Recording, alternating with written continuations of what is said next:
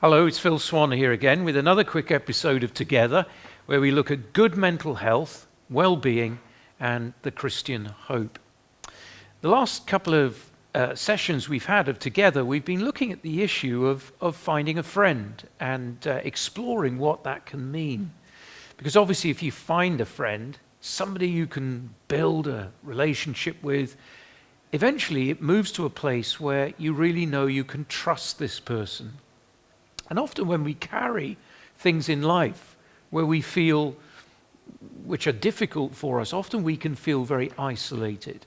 So to have a friend who we can talk to and know that we're going to be listened to with dignity and with respect, well, that can make a terrific difference in our lives.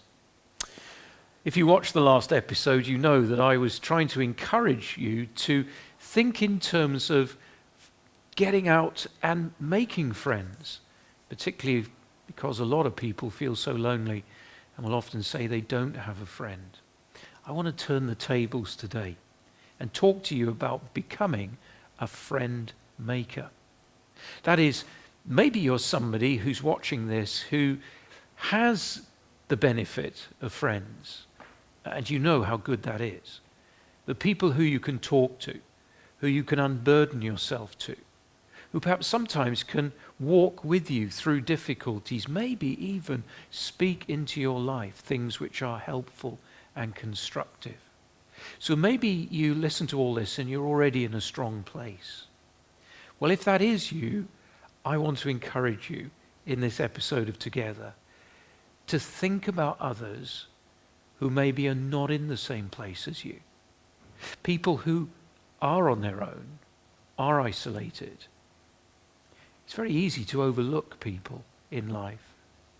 And often the people who are alone and are isolated can sometimes appear to be people who it's difficult to reach out to. Well, I want to encourage you to take that step. There are so many lonely people around. And here is an opportunity for you to do something good. And remember, as you do this, the great thing that you need to do is basically to be a good listener and perhaps sometimes to be able to keep confidences. So as you go about this week, be on the lookout for those who seem a bit left behind in life, who seem a bit isolated and lonely, and take that step of maybe introducing yourself and talking to them.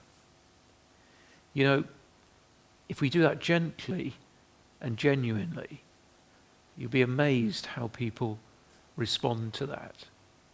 It's a great thing when someone offers to support you and to listen to you in life. Why don't you try and be that person this week who's on the lookout to do good into the lives of others? One of the great things that we see in the life of Jesus is that he is so obviously a friend to so many people. And often they're unusual people.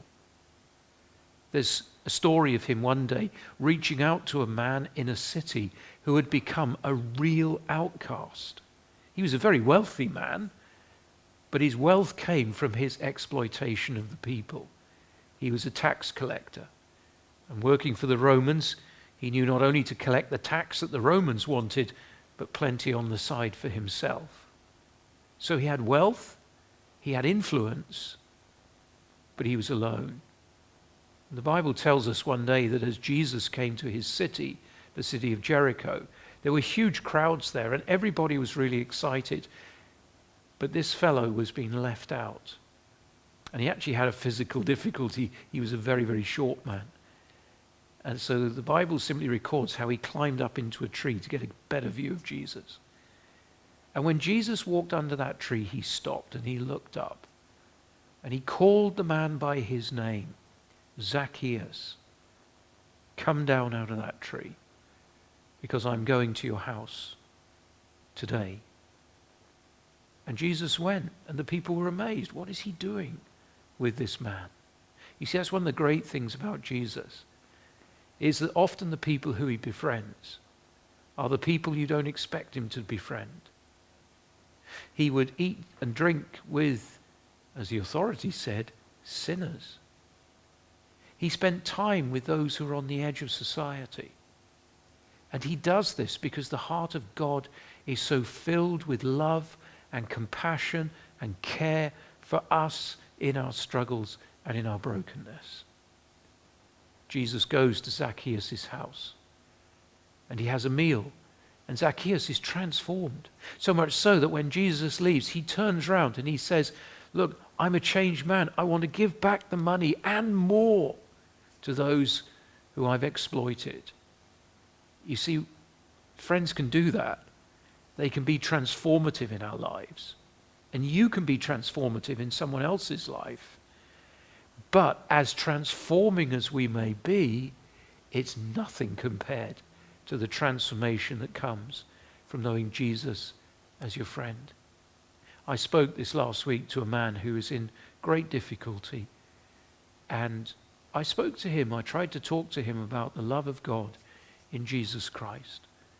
And he simply said to me, God wouldn't want to have anything to do with me because of the life I've lived. But you know what? That isn't true.